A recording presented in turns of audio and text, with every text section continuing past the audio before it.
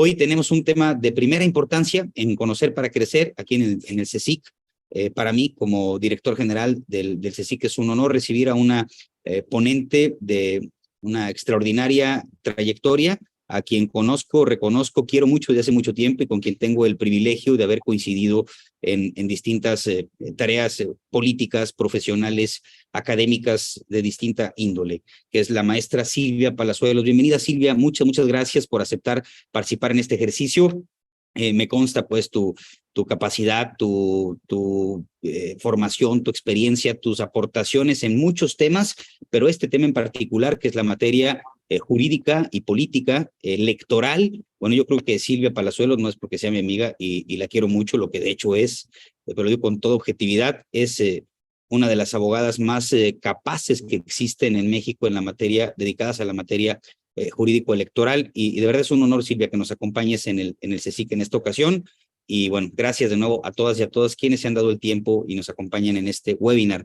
Voy a permitirme presentar a Silvia Palazuelos, quien es abogada, socia fundadora de MXP Abogados, consultores SC, especialista en proceso legislativo, litigio y consultoría electoral, constitucional, políticas públicas e igualdad de género. Silvia Palazuelos es coautora del libro Violencia Política contra las Mujeres, el precio de la paridad en México. Se ha actualizado en blockchain, legal tech y transformación digital del mundo legal. Es socia fundadora de Red Educación y Sociedad en Red, plataforma de educación en línea. Integrante de la Asociación Mexicana de Mujeres Empresarias, AMEXME Nacional. Tengo entendido que hay algunas integrantes de esta asociación. Les damos especialmente la bienvenida a ustedes, igual que a quienes se han dado cita en esta ocasión, y de la Federación de Empresarios Turísticos FETUR Nacional AC. Sin más, y para hablar de este tema, además en un momento tan importante y crucial como el actual, de la participación política de las mujeres en México, de cara o a propósito de las elecciones 2023 y 2024, a la maestra Silvia Palazuelos. Mil gracias, Silvia. Bienvenida al CSIC. Gracias, buenas noches. Quiero en particular agradecer este cálido recibimiento y bienvenida. Tú sabes, David, que eres muy correspondido, eres para mí una persona a quien quiero y aprecio, no de ahora, sino de hace mucho tiempo, y aprecio y valoro esta invitación que me haces para este espacio de educación y de actualización en el CSIC. Me da muchísimo gusto compartir una vez más una charla en un tema que nos interesa y que nos apasiona, tanto que Mauricio nos tuvo que poner un stop para empezar. Quiero también agradecer a Mónica, a tu hermana, a Tere y a Mauricio el apoyo para la realización de este webinar, y al igual que tú, David, dar las gracias a mis compañeras empresarias, amigas, profesionistas, y que nos hayan regalado su tiempo para estar y escuchar una vez más estos temas que nos involucran y nos llaman a conocer más a todas y a todos. Así es que, sin más preámbulo, y si me permiten compartir pantalla, vamos a iniciar, y me gustaría que nos hicieran algunas preguntas, que si quieren tomar el micrófono, que lo soliciten contigo, David, para escuchar las inquietudes, porque estamos viviendo un momento particularmente interesante en la evolución como ciudadanía, y es muy importante escuchar todas las visiones, todas las voces, y aprender a escuchar a quienes opinen diferente. Eso también es muy relevante. Así es que las invitamos, como ya dijo David, a quienes estén en condiciones de hacerlo, que no solamente nos hagan una pregunta, sino que abran su cámara y nos hagan un comentario. Todas las opiniones son importantes. Ninguna opinión aquí será calificada como de más o absurda. Todas las opiniones son relevantes, y trataremos de hablar de este tema de una manera sencilla, porque le decía yo a David que tenemos que aprender a hablar estos temas que son un poco complejos para que la ciudadanía lo comprenda desde todos los perfiles, es decir, que lo comprenda una ama de casa, que lo comprenda una empresaria, que lo comprenda un estudiante, que lo comprenda un albañil, que lo comprenda una persona que no tiene estudios universitarios, para que sea accesible a todos, porque las decisiones que se están tomando en estos momentos de la vida política y pública nos impactan a todos nosotros. Así es que, pues tenemos que interesarnos desde el momento en que los asuntos y las decisiones nos causan un impacto. Si me permiten, voy a compartir una presentación que preparé para que sea esto un poquito más didáctico.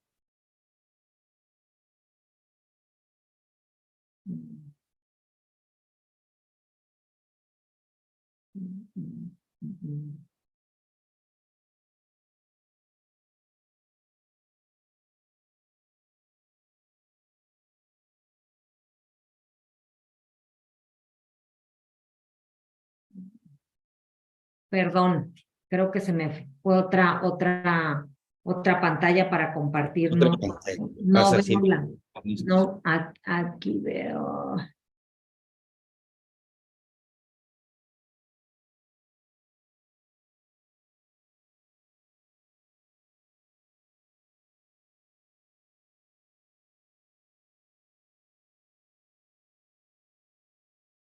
¿La ven, David, la presentación o no? No, Silvia, aquí no lo estamos viendo. Oh, disculpa. No, no. La pantalla anterior, sí. Solo creo que tienes que seleccionar ahora la presentación. Sí, la acabo de ver hace un momento, no sé por qué ahora no la veo.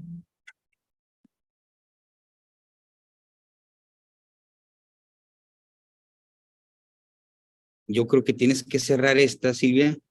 Ay, perdón. Esa y te va a dar otra pantalla. Una disculpa por las fallas técnicas. No, Estoy más tan emocionada que estoy nerviosa. son los gajes del oficio de las ventajas de la tecnología. No sé por qué no la puedo compartir, David. Mira, vamos a hacer otra cosa. Sí, les voy a pedir en el CSIC, aquí tengo ya la presentación, se las voy a mandar. Sí, la que yo te mandé, por Claro favor. que sí, se las mando ahora y a lo mejor Mauricio, que está siempre al pendiente, nos puede hacer el favor de compartirla. Ah, ¿ya se ve? Ya se ve, ya Sí, se maestra, ve. ya se ve. Perfecto, y perdónenme, por favor. ¿Lo ven completo así o amplío el recuadro?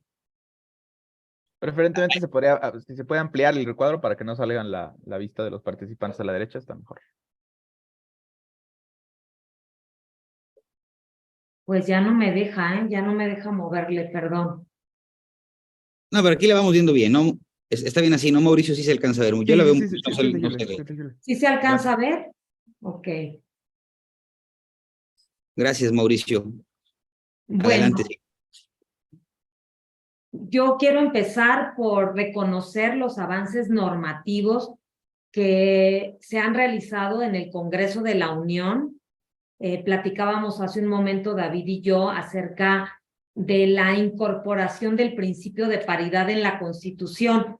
Hoy en día damos por hecho que son temas que ya existían, que ya estaban en la ley, que ya estaban en la Constitución, pero no es así. Apenas fue en el año 2014 en que se introduce el principio de paridad en la Constitución. Por cierto, David y su servidora estábamos formando parte del cuerpo de asesores del presidente de la mesa directiva cuando se aprueba esta reforma constitucional, así es que lo vivimos de primera mano. Y una labor fundamental que realizaron las legisladoras de todos los grupos parlamentarios para lograr que se reconociera a nivel constitucional la paridad como un principio obligatorio para que las mujeres fuesen postuladas en un 50% en las candidaturas a cargos de elección popular, fue la unión de las mujeres de todos los partidos políticos que se unieron en sus diferencias y exigieron al seno de sus dirigencias y a sus grupos parlamentarios que se incorporara el principio de paridad en la Constitución. Así es que ese es un ejemplo de cómo las mujeres unidas logramos acciones muy positivas, como fue la incorporación de este principio. Este principio en la Constitución ha sido muy importante.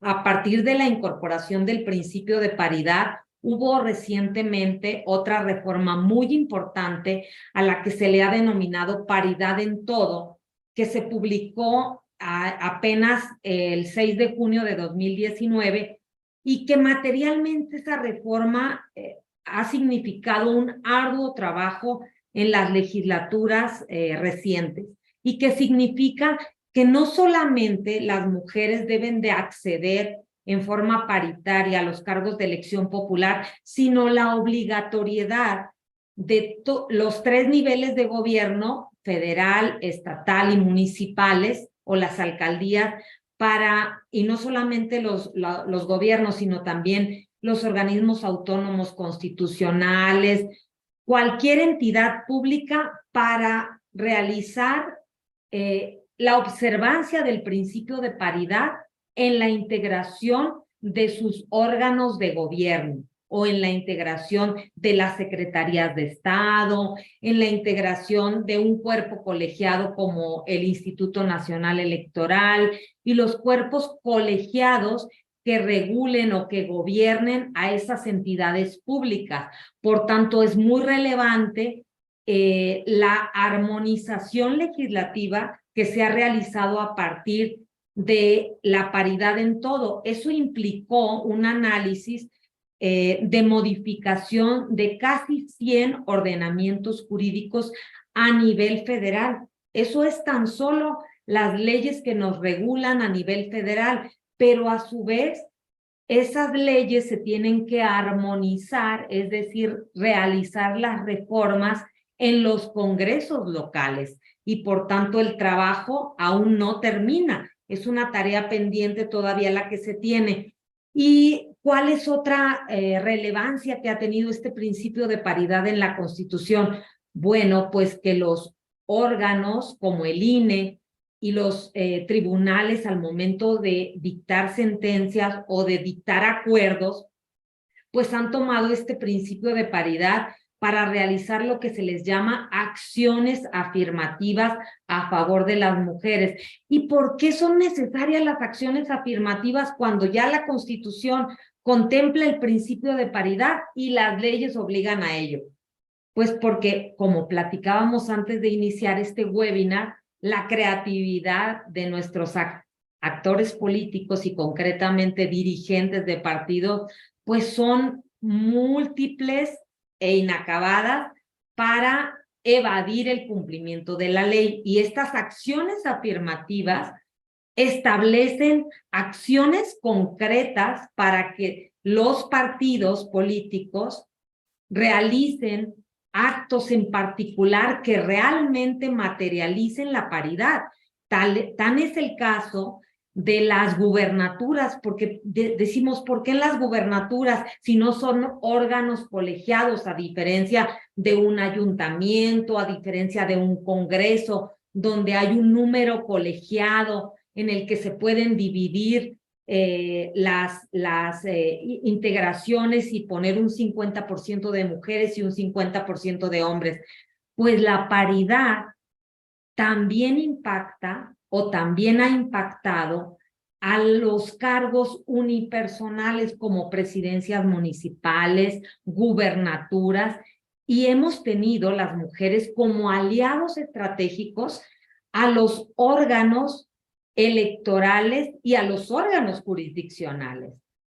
Así es que el resultado de eso ha sido que hoy tenemos, por ejemplo, 9 gubernaturas, 8 gubernaturas concretamente y una jefatura de gobierno de las 32 entidades federativas gobernadas por mujeres. O sea, tenemos 9 gobernadoras, empezando por la Ciudad de México con Claudia Sheinbaum, desde luego, que fue electa en 2018. Tenemos también a María del Pilar en Baja California, a Maru Campos en Chihuahua, a Indira Vizcaíno en Colima, a Evelyn Salgado en Guerrero, a Lorena Cuellar en Tlaxcala, Laida Sansores en Campeche, Teresa Jiménez en Aguascalientes, María Elena Lezama en Quintana Roo. Esas son las gobernadoras actuales, 8 gobernadoras y una jefa de gobierno. En la historia del México constituyente, o sea, de 1917 para acá, solo hemos tenido 15 mujeres gobernadoras. Imagínense cómo han sido los avances de 2014 para acá. Si antes de 2014 solo habíamos tenido eventualmente una que otra mujer siendo gobernadora. Y tenemos afortunadamente un estado que ha tenido a 2 gobernadoras en la historia. El estado de Yucatán, de donde es nuestra presidenta nacional, la maestra Lucero Cabrales, a quien le enviamos un saludo desde este webinar. El estado de Yucatán ha tenido en su historia 2 mujeres gobernadoras. Dulce María Sauri en 1991 e Ivonne Ortega también fue, por supuesto, gobernadora de Yucatán. También tenemos a Griselda Álvarez, que fue la primera gobernadora de Colima en 1979.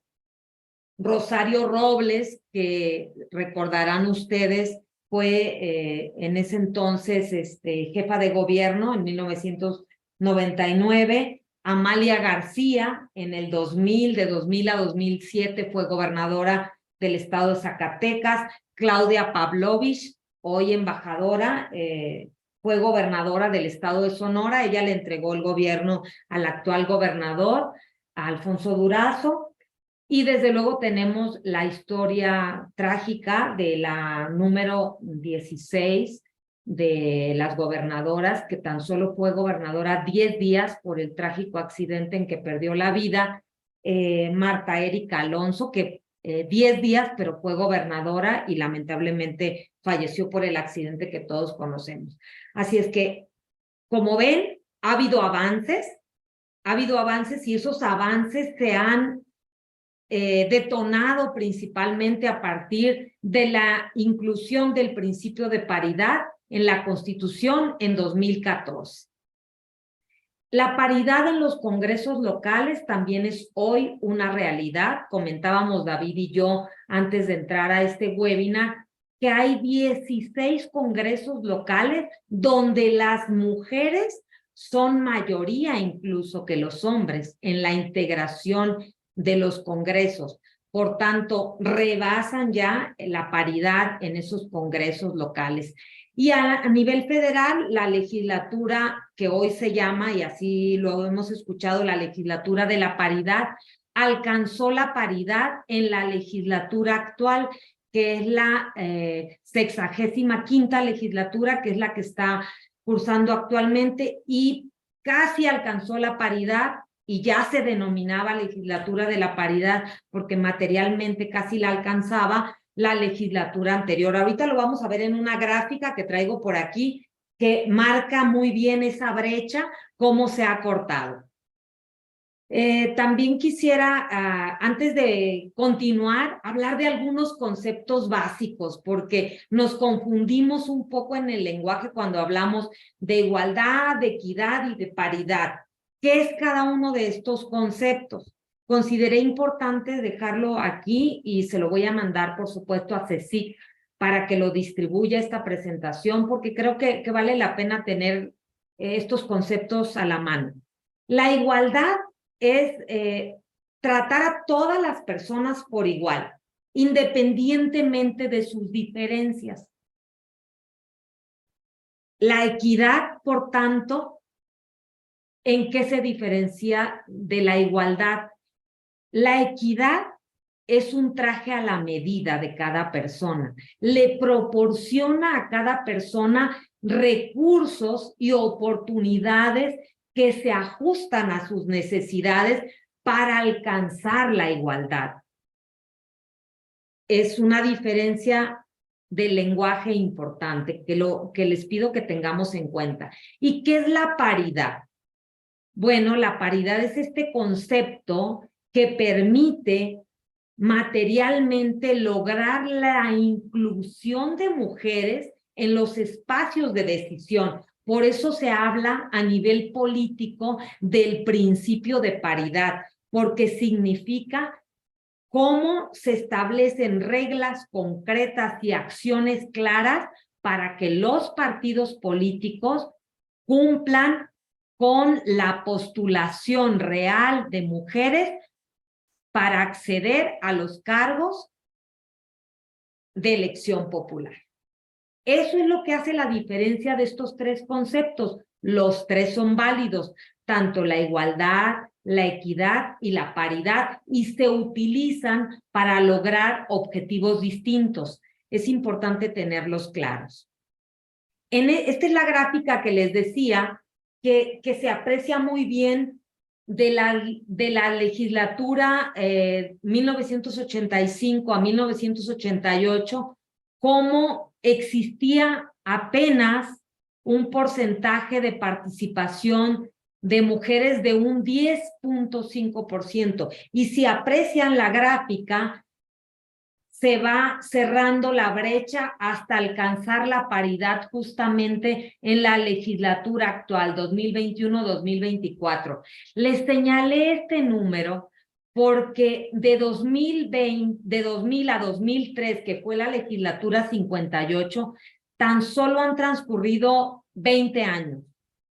Había tan solo un 16.8% de mujeres representantes populares.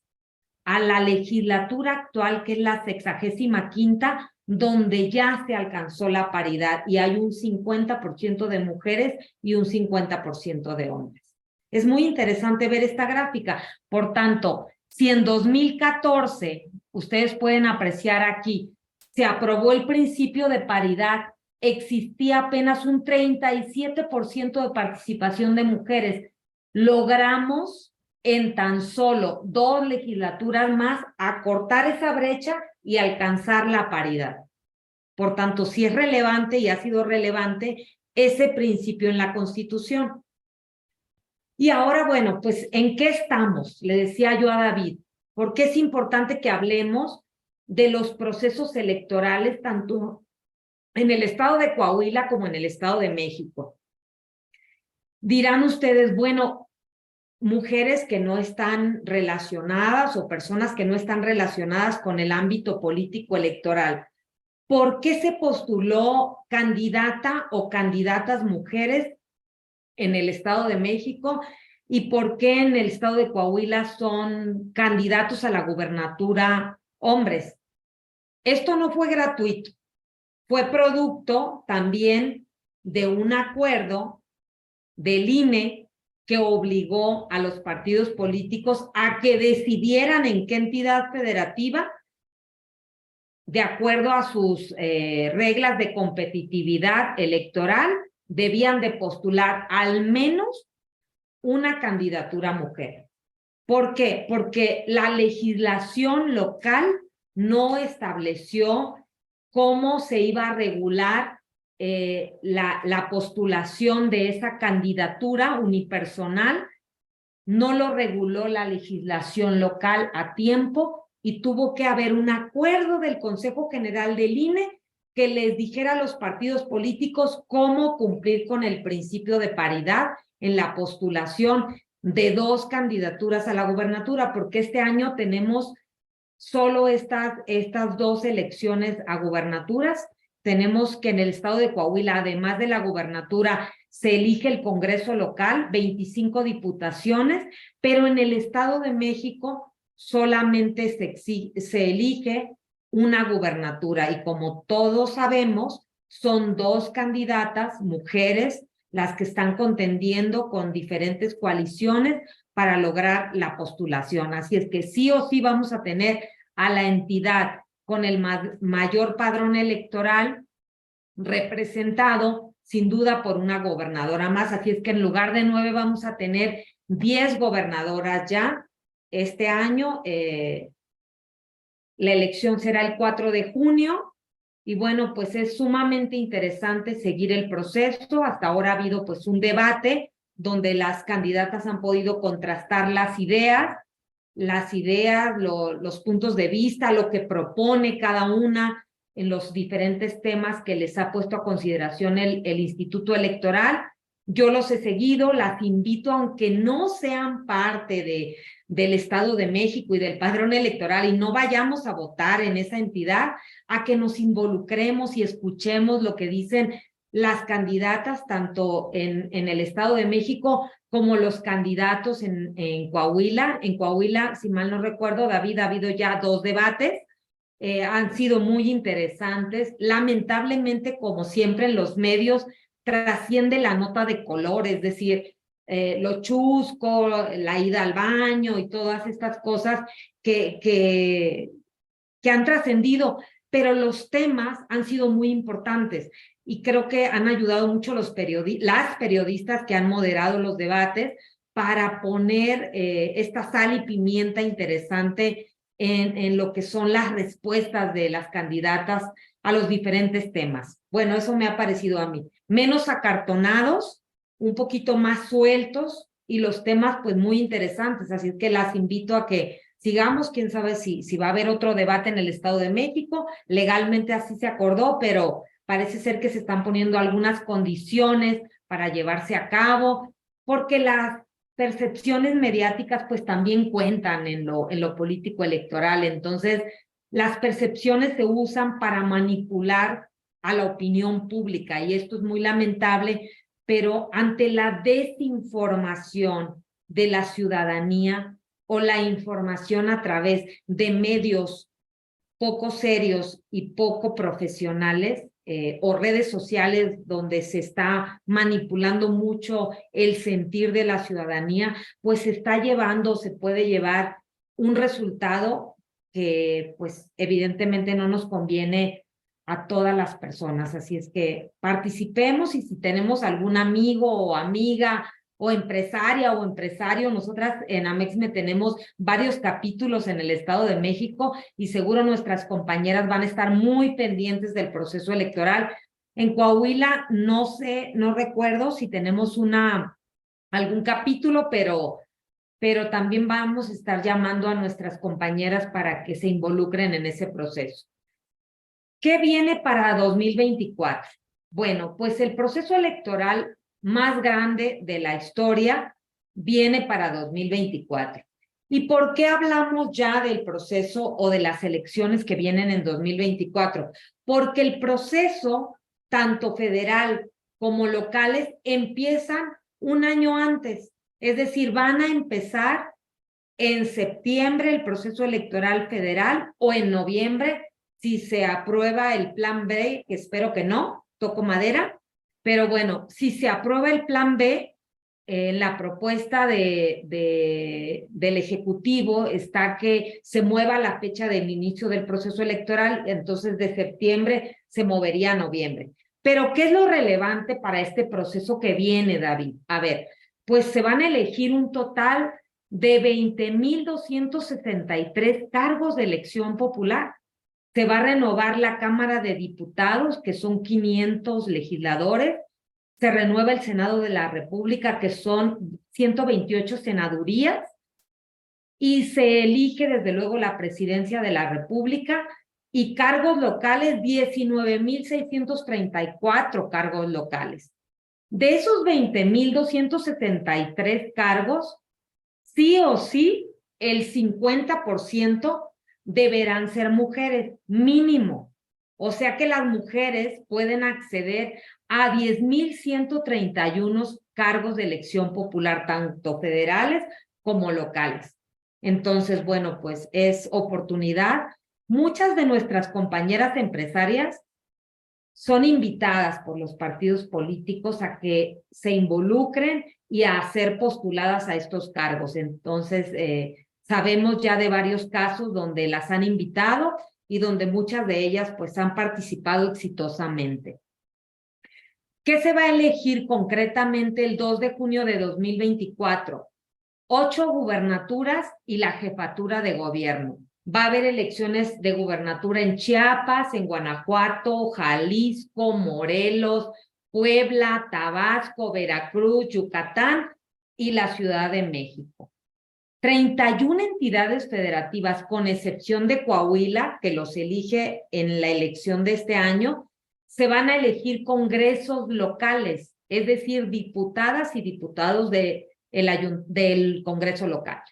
Y en 25 de las 32 entidades federativas se eligen ayuntamientos, alcaldías o juntas municipales. Por tanto, vamos a tener, como dicen, la madre de todas las elecciones. Y sí es la más grande, ¿eh? Ya revisé la historia, y sí es la más grande en cuanto al número de cargos de elección popular.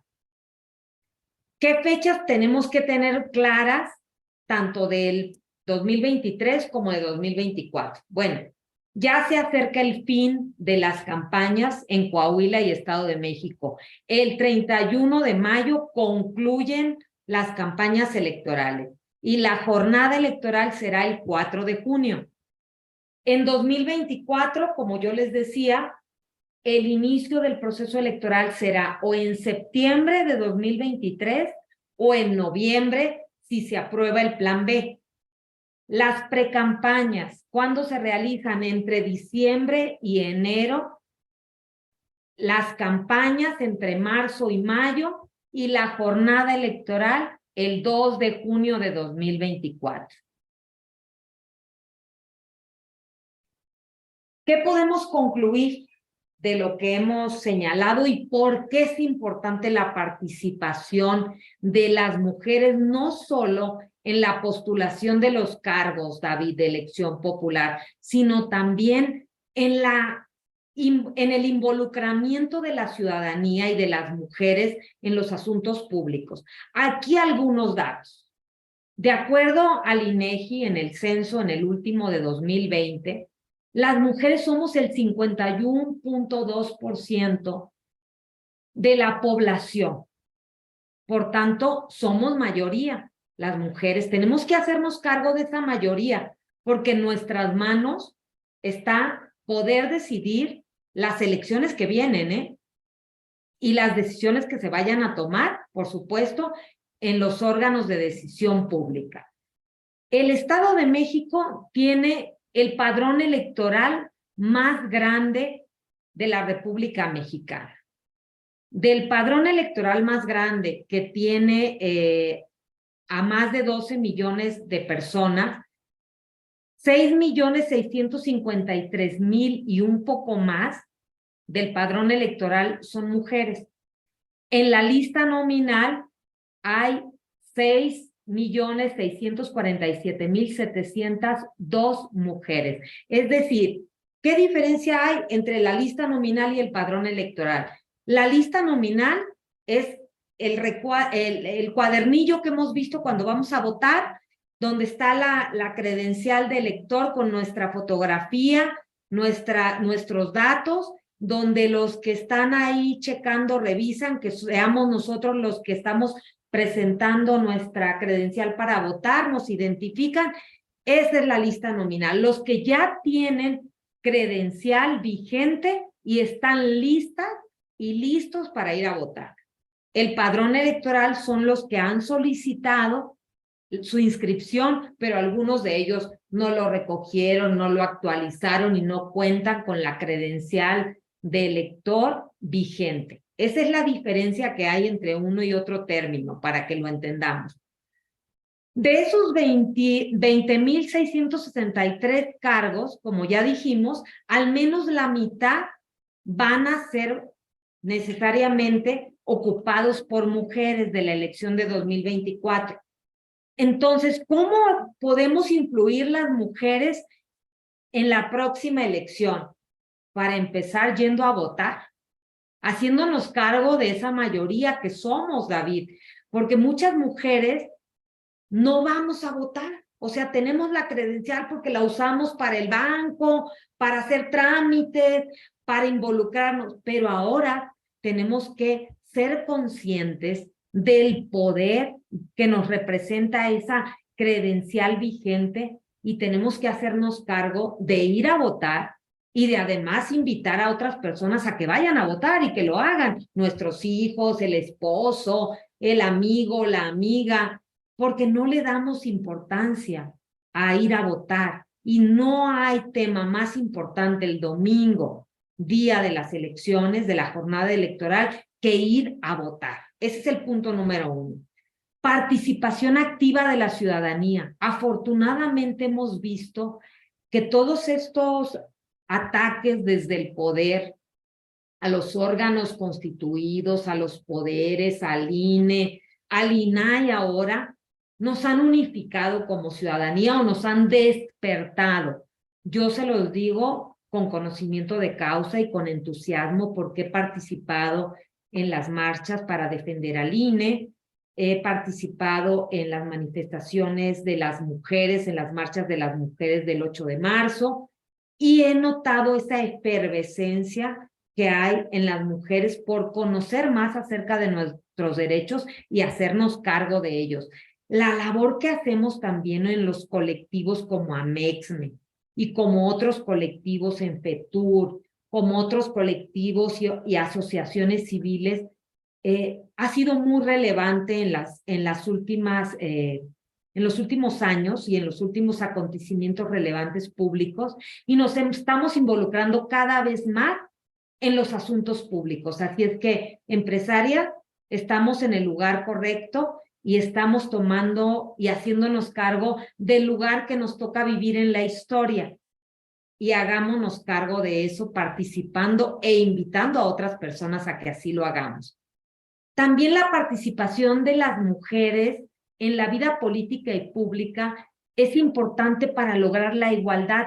No necesitamos que esto lo diga una ley. Nosotras, desde nuestro ámbito privado, desde nuestro ámbito familiar, tenemos que contribuir a lograr la igualdad, porque es un tema también cultural, de estereotipos que tenemos que ir logrando eliminar como sociedad esos estereotipos y hacernos cargo de crear sociedades más igualitarias.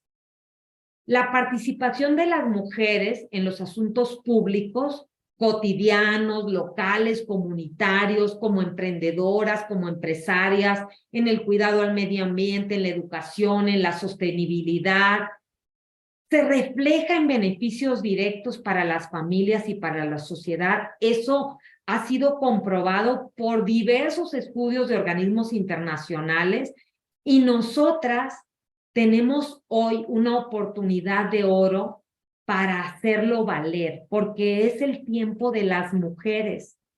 Los Objetivos del Desarrollo Sostenible de Naciones Unidas reconocen, desde luego, la importancia de la igualdad entre los géneros y empoderar a todas las mujeres y niñas, y establece una serie de reglas, metas y acciones muy concretas para cumplir, que nos involucran a todas, a los gobiernos, a los empresarios, a las asociaciones civiles, a todos los organismos de la sociedad. Nos invitan y nos dan acciones concretas para lograr el tema de la igualdad entre los géneros y empoderar a las niñas y a las adolescentes. Con esto yo quisiera concluir, David. El tema es apasionante para mí, me encanta hablar de la igualdad, de las mujeres, de la importancia de la participación política. Lo hemos vivido desde el Congreso. En los partidos políticos también hemos trabajado y hemos aprendido que las mujeres juntas no las quiere ningún hombre que esté enfrente, porque las mujeres juntas sí somos de temer. Y así como hemos logrado avances importantes en la legislación y en la historia de la humanidad. Las mujeres tenemos en AMEXME un dicho muy, muy bonito, un eslogan que se llama solas, invisibles, unidas, invencibles. Y sí, ese eslogan de AMEXME nos define y es hoy más que nunca una invitación para hacerlo realidad. Pero también yo les digo algo, compañeras y todas las personas que nos están escuchando, necesitamos aliados. Necesitamos aliados en esta causa. Y en la causa de las mujeres, los aliados hombres han sido estratégicos. O sea que, lejos de dividir en esta polarización de la sociedad, tenemos que buscar temas en los que podamos coincidir con los hombres y en los que las mujeres logremos el apoyo de los hombres a nuestras causas y viceversa, el apoyo de nosotras como mujeres a las causas de los hombres también, ¿por qué no? Es así como podemos lograr esta igualdad sustantiva en beneficio de la sociedad. Esa es mi opinión y mi experiencia.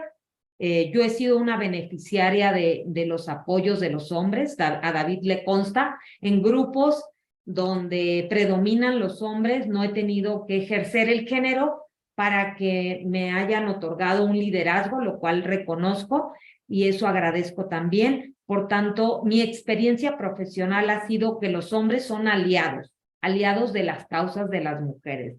Así es que no nos peleemos con participar en grupos plurales donde estén hombres, mujeres y por supuesto diversidad de género e inclusión de personas con capacidades diferentes, de personas de la diversidad sexual que también están invitadas a participar y a unirse para lograr pues una sociedad mejor. Eso sería mi opinión. Y bueno, pues aquí les comparto mis datos, ya desde luego los tienen, mis redes sociales. Nosotros en el despacho damos asesoría y consultoría en materia legislativa y en materia político-electoral. Estamos preparando desde luego nuestro portafolio de servicios que vamos a ofrecer para la elección 2023-2024. Vamos a tener cosas interesantes que proponerles. Así es que, por favor, guarden nuestro contacto, escríbanos y estén muy pendientes de nuestras próximas actividades. Gracias de nuevo a CECIC, a mi amigo David Bone, decirle que te quiero y que agradezco mucho la oportunidad de conversar esta noche y ojalá y exista pues más interés por estos asuntos y podamos programar alguna otra charla de los temas de coyuntura que vendrán en los próximos días. Muchas gracias. Seguro que así será, querida Silvia. Muchísimas gracias por tu intervención, por aceptar la invitación, por estar esta noche con nosotros en este webinar sobre un tema tan importante. Reconocerte, bueno, lo digo con toda objetividad, has hablado como siempre lo haces, con vocación, con pasión, con compromiso. Sabes que una de las muchas cosas que admiro de ti es tu compromiso y tu responsabilidad cívica. Creo que eso es bien importante. Has hablado sobre la importancia de participar en política y has insistido en la trascendencia de este tema de la participación política de las mujeres, independientemente como un tema que nos trasciende a todas las personas, independientemente de nuestro sexo, de nuestro género, de que participemos o no en política o en el servicio público, y creo que eso es algo muy valioso. De verdad, muchas gracias, muchas felicidades. Me quedo, como siempre, con un gran sabor de boca, Silvia. No quisiera yo robarme más minutos para dejar el espacio, si me lo permites, para un par de preguntas que han formulado a través del chat. Bueno, hay muchas, hay felicitaciones, hay saludos, hay coincidencias prácticamente todas, pero bueno, he visto aquí un par de preguntas. Bueno, inicio con la última, bueno, hay alguien una pregunta, perdón, de Adriana Zúñiga. Dice, además de lo que mencionaste, ¿qué otras implicaciones tiene pues, el tan afamado y controvertido Plan B, Silvia? Amerita un webinar. ¿Contestar esta o te digo, bueno, te digo la otra de una vez y ya tú las eliges contestar una o la otra primero. La segunda pregunta es, me parece muy bien que exista la paridad, sin embargo, comenta Lourdes Trejo, gracias Lourdes, que no debemos olvidar la capacidad y experiencia de los candidatos. Tal vez algún día habría más mujeres que hombres o viceversa como era antes. ¿Cuál es tu opinión? Te dejo esas dos preguntas, querida Silvia, si nos hace favor de apoyarnos con tus respuestas, que seguramente seguirá siendo muy enriquecedor, ilustrativo y claro. Gracias. Primero contesto la pregunta de Liliana, a quien agradezco, es una empresaria al igual que todas mis compañeras, muy ocupada y agradezco mucho su tiempo y su pregunta. El plan B contiene un sinfín, para empezar, de inconstitucionalidades. Y no lo digo yo, lo está diciendo ya la Suprema Corte en su anteproyecto que tiene proyectado discutir en el Pleno de la Suprema Corte de Justicia de la Nación el próximo lunes. Contiene un sinfín de transgresiones, pero les voy a comentar algunas relevantes. Por ejemplo, elimina el servicio profesional electoral. O sea, los funcionarios de carrera que llegan a sus cargos a través de concursos de oposición, de exámenes, de evaluaciones, porque todos sabemos que es un servicio profesional, lo destruye. ¿Cómo nos afecta eso de manera directa como ciudadanos? Claro que nos afecta. Imagínense, ahorita confiamos y damos por hecho que nuestro voto es contado y se cuenta bien porque lo cuenta la ciudadanía. Se modifica la forma de integración de los representantes, de los partidos políticos, pueden cambiarlos el mero día de la jornada electoral, pueden cambiar a los representantes. Eso da poca certeza y además actualiza algunos supuestos para la nulidad del voto. Entonces, imagínense si esas irregularidades se actualizan en una casilla donde votamos un grupo de ciudadanos y ciudadanas de buena fe y por un acto irregular se anulan esos votos, pues es algo que nos afecta de manera directa. El padrón electoral es otra de las consecuencias graves que trae este plan B, donde por supuesto que se vulnera la autonomía técnica del padrón electoral. Y bueno, yo creo que este tema del plan B ameritaría un webinar completo, hablar de todas las cuestiones que modifica, porque ni los legisladores que la votaron la leyeron, porque el mero día que les llegó a la Cámara lo aprobaron sin leerlo, aprobaron, y se los digo porque técnicamente es imposible haber leído la cantidad de artículos que contenía la reforma, no da ni con los tiempos de aprobación que se tomaron en el Pleno de la Cámara de Diputados para discutirlo, votarlo y mandarlo a la colegisladora. Ese es otro de los elementos que se va a debatir en el Pleno de la Corte, las violaciones al debido proceso legislativo, que es un concepto que habla como en materia penal del debido proceso, en materia penal, en materia legislativa existe lo que se llama debido proceso legislativo, que existen reglas para aprobar una norma. No basta con que el Ejecutivo envíe una iniciativa, sino que además a esa iniciativa se le tiene que dar publicidad, se tiene que estudiar, los grupos parlamentarios tienen que tener la oportunidad en el Pleno de expresar su opinión, aunque sea minoritaria. Si están en contra, no se les brindó esa posibilidad ni de conocerla y mucho menos de escucharlos y de hacerles valer sus objeciones y sus puntos de vista. Entonces, bueno, pues se violentaron todas las reglas del debido proceso legislativo, pero contiene un sinfín de irregularidades que esperemos que la Corte eche para atrás y operen en el proceso electoral que viene las reglas vigentes y que todos conocemos del proceso electoral. Bueno, esa es una expectativa. Pudiéramos a lo mejor platicar en otro webinar de esos alcances. Y la pregunta que hacía Lourdes es muy interesante. Coincido contigo, Lourdes. Soy de las personas que considera que no necesariamente por ser mujer garantiza que se estén tomando decisiones en los órganos legislativos a favor de las mujeres. Platicábamos incluso David y yo antes de iniciar este webinar y tu pregunta es muy provocadora y muy interesante y me permite dar una opinión. Es paradójico que en la legislatura de la paridad, que es la legislatura actual, la 65ª legislatura, hayamos tenido retrocesos para la agenda pública de las mujeres muy relevantes. Voy a citar solo algunos ejemplos. Los presupuestos públicos para los temas de las mujeres se han reducido drásticamente. Y eso no lo digo yo, lo dice el Diario Oficial en la publicación del decreto de presupuesto de egreso. Cada año, sistemáticamente, en esta legislatura de la paridad, ha disminuido el presupuesto público para las mujeres.